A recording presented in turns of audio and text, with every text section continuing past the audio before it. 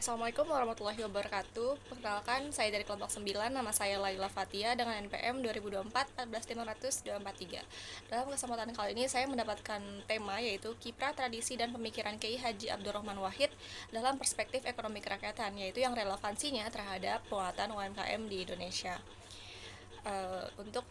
Poin-poin yang kita bahas ini akan menyinggung beberapa hal. Untuk yang pertama yaitu di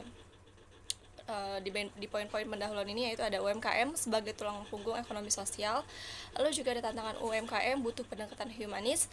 Lalu di sini Gus Dur sebagai tokoh pluralisme dan juga pejuang rakyat kecil dan tujuan yaitu menghubungkan nilai pemikiran Gus Dur dengan penguatan UMKM. Jadi di sini UMKM itu menyerap 97% tenaga kerja dan juga menopang 60% PDB nasional. Tapi mereka itu masih lemah secara struktural. Dan di sini Gus Dur yaitu tokoh yang membela kaum marginal, punya gagasan tentang ekonomi yang berbasis budaya, keadilan dan kemanusiaan. Nah, jadi presentasi ini ingin menjawab bisakah pemikiran Gus Dur ini jadi kunci untuk memperkuat UMKM. Nah, lalu kita bahas dari profilnya dulu, yaitu dari silsilah keturunan dan juga sanad keilmuan Kiai Haji Abdurrahman Wahid. Untuk silsilah keturunannya, ia lahir dari keluarga ulama besar dan juga pejuang bangsa, juga cucu dari Kiai Haji Hashim Asy'ari, yaitu pendiri Nahdlatul Ulama atau NU, dan juga anak Kiai Haji Wahid Hashim sebagai Menteri Agama pertama. Jadi Gus Dur ini lahir dari keturunan tokoh-tokoh kunci dalam sejarah Islam Nusantara dan Republik Indonesia. Tradisi intelektual, spiritual, dan kebangsaan juga sudah mengalir sejak dalam darahnya. Untuk sanad keilmuannya, beliau ini belajar di Tebu Ireng, Krapyak, dan Tegal Rejo. Juga studi di Al-Azhar Mesir, Universitas Baghdad Irak, dan juga berguru ke Kiai Haji Ali Maksum di Krapyak, Kiai Haji Yusuf Hashim, Kiai Haji Maimun Zubair, dan Syekh Mahmud Shaltut yaitu Grand Syekh Al-Azhar, dan juga bertukar pemikiran dengan intelektual seperti Nurkhalis Majid dan Dawam Raharjo. Dan untuk murid ideologisnya ada Ali Sawahid, Ulil Absar Abdullah, Ahmad Sahal, dan para kader Gus Durian. Jadi Gus Dur tak hanya punya sanad keilmuan pesantren, tapi juga tradisi keilmuan Islam modern. Jadi ia belajar langsung dari ulama besar dan pemikir dunia Islam, lalu meneruskan nilai-nilai tersebut ke generasi intelektual muda Indonesia. Lalu untuk poin selanjutnya itu kiprah dan pemikiran Gus Dur dalam ekonomi kerakyatan. Jadi menurut beliau ekonomi itu harus berpihak pada rakyat kecil, juga menolak ketimpangan akibat kapitalisme liar, dan juga mendorong koperasi dan komunitas sebagai basis ekonomi, etika dan kebudayaan sebagai fondasi ekonomi. Nah, Gus Dur ini menolak ekonomi itu hanya berpihak pada elit. Baginya, ekonomi itu harus memanusiakan manusia dan berakar dari kebudayaan lokal.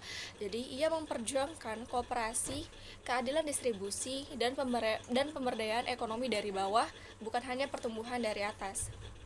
Nah, untuk selanjutnya mengenai permasalahan UMKM yang ada di Indonesia saat ini, yang pertama yaitu akses modal terbatas. Jadi banyak UMKM itu tidak bankable, terus juga lemah di literasi digital, pemasaran, dan manajemen. Tidak terlindungi secara hukum, rentan eksploitasi, distribusi tidak adil dan kalah bersaing dengan produk luar, serta kurangnya dukungan regulasi yang adil dan menyeluruh. Jadi UMKM ini masih jalan sendiri-sendiri, tidak ada ekosistem yang kuat mendukung dari hulu ke hilir. Mereka juga tidak punya posisi tawar di pasar modern dan sistem logistik yang timpang. Nah, jadi di sini sebenarnya negara udah hadir tapi belum sepenuhnya membela. Lalu apa saja sih relevansi pemikiran Gus Dur terhadap penguatan UMKM? Yang pertama itu ada pluralisme ekonomi. Jadi di sini Gus Dur percaya bahwa keberagaman ekonomi itu harus dihargai. Jadi UMKM itu sebagai bentuk ekonomi lokal dan juga tradisional, dan dia itu punya hak hidup dan dikembangkan. Juga ekonomi berbasis budaya lokal. Jadi Gus Dur menekankan pentingnya kearifan lokal sebagai kekuatan ekonomi. Jadi produk UMKM berbasis budaya seperti batik, jamu, kerajinan itu adalah identitas bangsa. Lalu ada inklusi sosial dan ekonomi. Gus Dur ini menolak diskriminasi. Nah, dalam konteks UMKM ini berarti membuka akses untuk kelompok tertinggal seperti perempuan, difabel, masyarakat adat, dan juga minoritas. Lalu juga ada etika dan keadilan distribusi.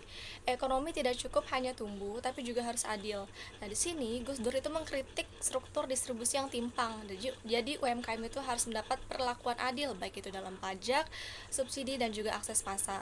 Lalu ada pemberdayaan komunitas. Bagi Gus Dur, perubahan itu tidak datang dari atas tapi dari komunitas. Nah, UMKM ini adalah kekuatan komunitas. Jadi negara itu harus memberi ruang, bukan mengatur secara otoritatif. Nah, untuk kesimpulannya, jadi di sini Gus Dur itu hadirkan pemikiran ekonomi yang sifatnya itu manusiawi dan kontekstual, juga relevan untuk mengatasi problem UMKM hari ini. Penguatan UMKM juga butuh pendekatan yang berbasis budaya dan etika, bukan hanya teknokrasi. Gus Dur juga mewariskan arah, jadi kita ini tinggal melanjutkan saja. Jadi Gus Dur itu mengajarkan bahwa ekonomi itu bukan soal angka, tapi juga soal martabat manusia. Jadi ketika UMKM diberdayakan, bukan hanya ekonomi yang tumbuh, tapi juga jati diri bangsa. Maka pemikirannya ini layak jadi fondasi kebijakan untuk hari ini.